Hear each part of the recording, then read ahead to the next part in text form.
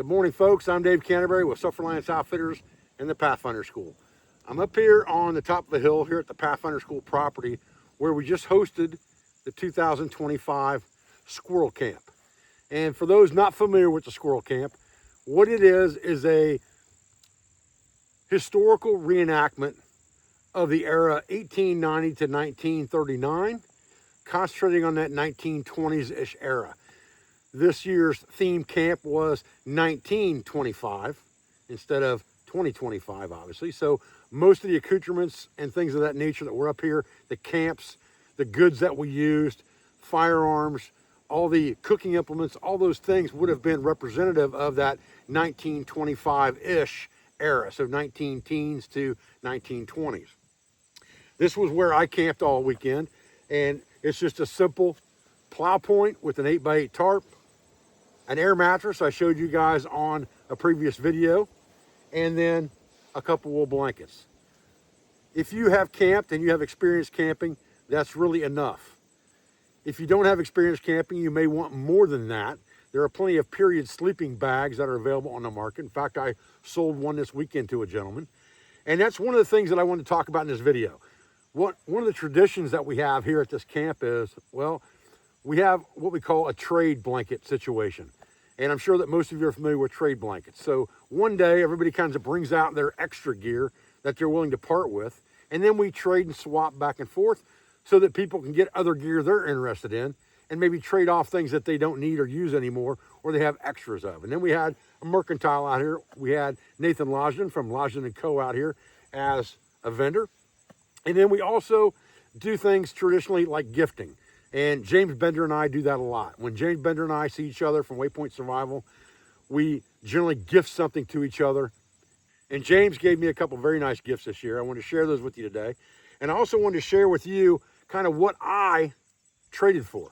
All right. Now I traded for a couple firearms, bought a couple firearms. So I want to include those in this video. But the things that I traded for, I wanted to show you in this video because it's interesting to see what other people have found or what other people have come up with and what other people have for trade, as well as maybe the things you didn't have to shore up your kit or things you're very interested in or something you've been looking for a long time and you couldn't find it, but someone else had it and you were able to trade them out of it.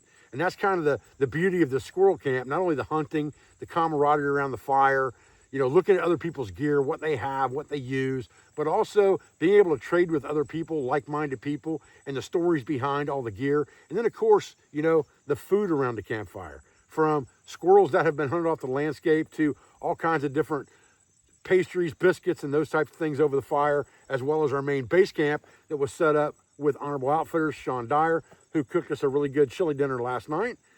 And so all of those things are huge with this Squirrel Camp. So I would encourage you to get a hold of Sean Dyer or join the Bannerman Camp page on Facebook if you're interested in classic period camping, and maybe join us here next year for Squirrel Camp. We're going to open it up to a few more people next year. We do have to cap it because we do have people actually out here hunting squirrels.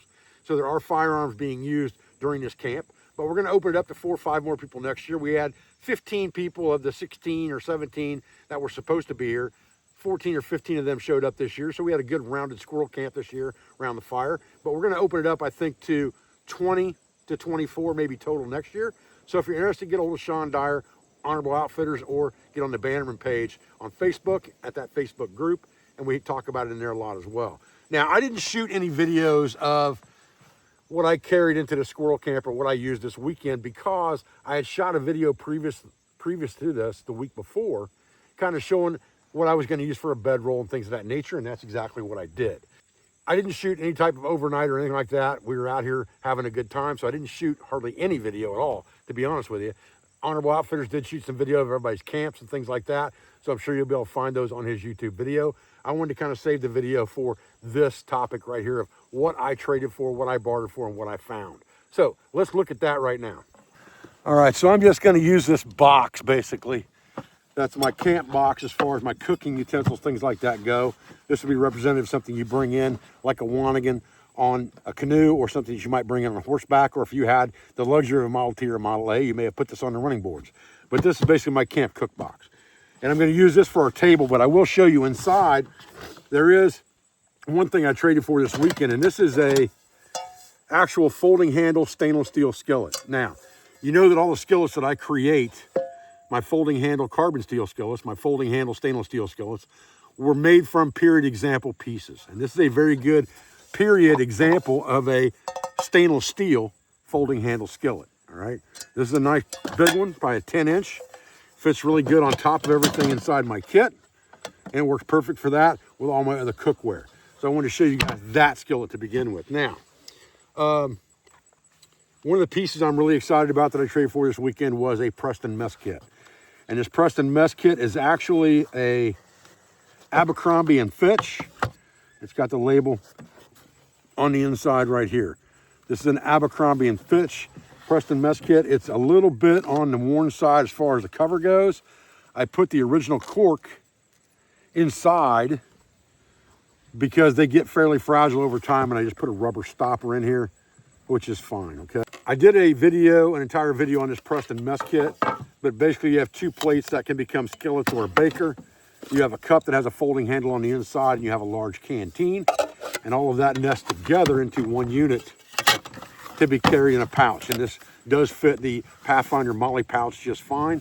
So I don't necessarily have to carry it in this if I don't want to, but I may have a reproduction of this bag made as well because it is wool lined. So a Preston Mess Kit's a fairly rare item. I've been looking for one for a long time.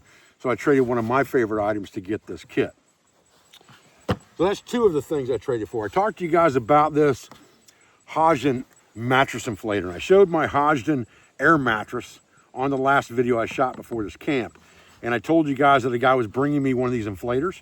I traded an enamelware coffee pot for this, but it's just basically a rubber bulb that's got a one-way valve in it here so that you can plug this into the tire stem inflator on the mattress and just squeeze it to push air in, and it sucks air in from the back, okay?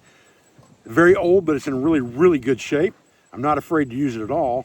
But I will tell you, to blow up that mattress with something like this, you're probably going to be there for a half hour. All right, there's not a whole lot of air goes into those mattresses at one shot with this, but it's a very historical piece, and I love it, okay? And I wanted to go with that air mattress. Now, a couple other things here. I made a trade for this World War I Linsatic compass. All right, this is a very good example of that style compass. It's got locks on it to lock the rotating card inside. This is kind of like the original of the Campfire style compasses, if you will. It has a device here that dictates how hard it is to turn the bezel ring. It has the same bezel ring lines in it that you have on your Campfire, and it has degree readings all the way around, as well as your cardinal, subcardinal directions. It has a mirror on this side, and it has an aiming device point right here in the front. Now, this style compass is very indicative of World War I. I have one of these already, but this one's in a little better condition than the one I had. So I wanted to go ahead and trade up. The way it's made is that when you close it, it pushes this lever over, and that locks the interior card so it can't move. It's got a really nice ring on it to put your thumb in, but also gives you something you can hang it off of if you wanted to wear it around your neck. It says U.S. Engineering Corps on the top, and then it's got the limited patent or patent limited name on the back and number. It's a very nice example of a World War I style compass to use for this period, and it's great for traditional hunting and things like that. One of the other things I traded for that I thought was pretty interesting, I have a thermos brand thermos from the 19 teens, and this is a thermos brand set of cups that actually you just screw this lid off here, just like this, and there is a band that goes around and holds several cups together so that you can share drinks with your family or with your buddy. So it's basically 5 tumblers, 5 small tumblers that are in a stack. They go inside this metal band, and this cap goes over the metal band and screws down to hold them together. It's a little tricky to get on there. There we go. And when it's tight, it doesn't rattle around in your pack, and you've got 5 cups to go with your large thermos. Okay? I thought that was a pretty neat item. Now, these next 2 items are items I got from James Bender as gifts, but I wanted to show them on this video. This first one is a large brass looking aged container that says US on the front. It has a lid that just slides off with a slot inside. And from the research that James has done, he told me that this is a World War I officer's business card holder. It's very heavy duty, very heavy weight, and he thought it would be a neat thing for me to have to put my business cards in. So that's what I'm going to use it for, and I appreciate that, James. Thank you very much.